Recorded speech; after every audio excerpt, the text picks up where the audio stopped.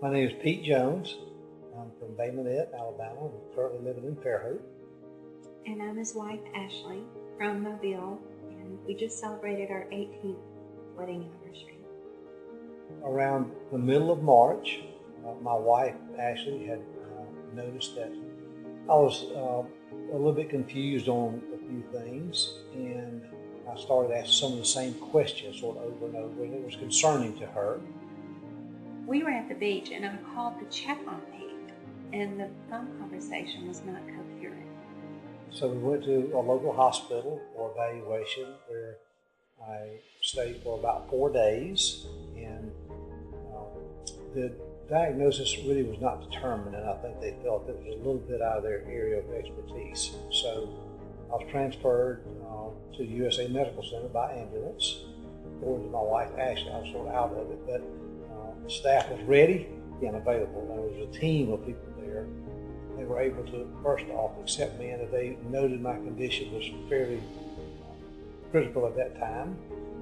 And after a very accurate and quick diagnosis, they decided that I needed to go down for a while, so they put me in a medically induced coma for a couple of days. Pete received excellent care while he was at our local hospital, but they determined, of course, very quickly that he needed a center of excellence in order to get a proper diagnosis. And we determined that truly South Alabama Medical Center is where he needed to be. Pete was blessed enough to have a bed waiting for him, along with a team that were ready to go and to treat him very quickly.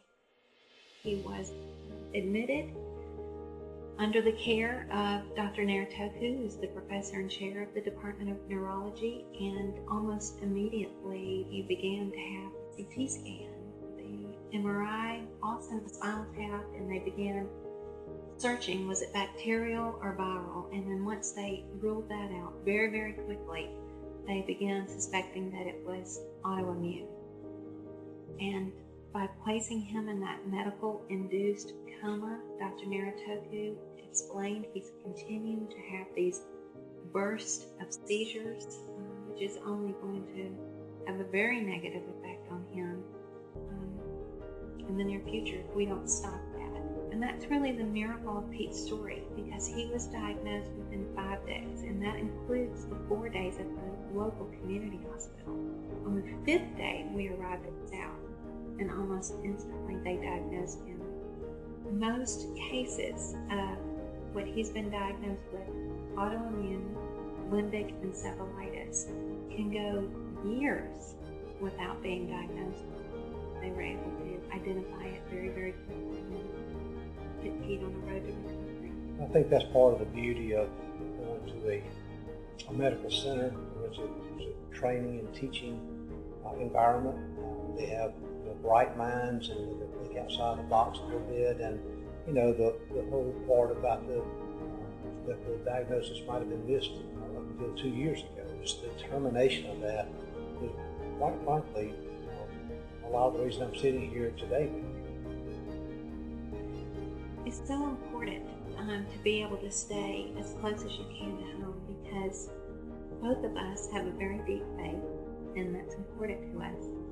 And we have a community of prayer warriors, deep friends, a lot of family, both of us. And to be able to have all of that welcomed in South, I think contributed greatly to his recovery. And not to get too philosophical, but it's been a great time for our family to bond and grow together. And we're going to look for the positives in all of this and not for the negatives. And the positives are that we're anticipating full recovery. I'll be able to resume all normal activities, spending time hunting and fishing with my kids, time at the beach, a fuller, more rich life with a slightly different perspective than I have had before. It's not all about work. It truly is about family, as we all know.